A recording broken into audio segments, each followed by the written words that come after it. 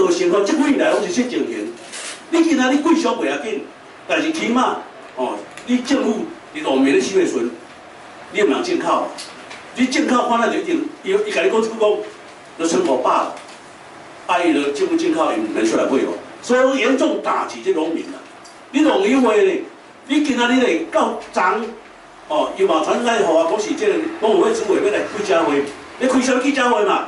你都明知影说你假宣传咧自由时报啦，讲是开讲啥是土豆40几块就好价。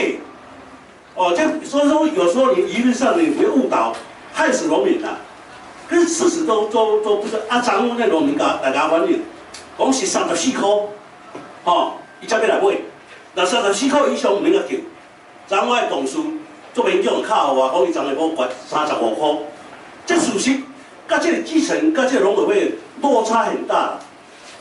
所以讲政府这个政策呢，就是拢问题发生伫这紧急状况下去处理，拢拖到尾啊，农民拢袂了咯，伊才开始甲你收购。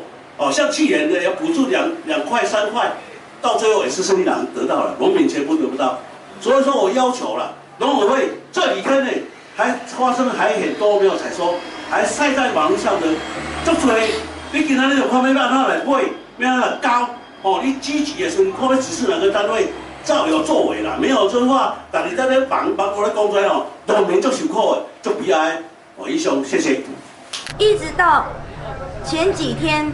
有人从农委会的脸书，农委会的网站，农委会公开的网站，自己在上面写说，11月12号绝标5235公吨的进口花生，而且呢，陈其仲主委他也不老实说，他一直说我们没有要进口，我们没有要进口，他是先绝标了，他1月才要进口，所以今年的确是没有要进口。所以我觉得说不要玩文字游戏，要看事实。为什么要在这么敏感的时间去做这个绝标？让这些花生的盘商他有预期心理，他就已经村口都有货，伊唔免赶紧出来买啊，伊唔惊抢无货啊。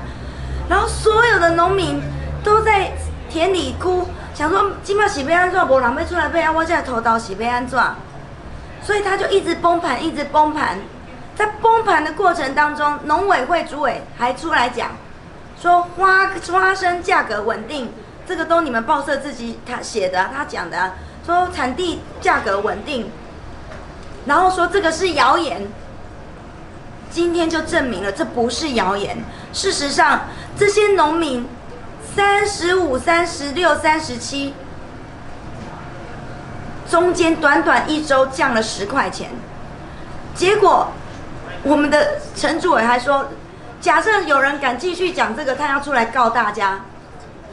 怎么会？农委会主委他说他要出来告农民，威胁农民，恐吓农民，说你都袂使出来讲。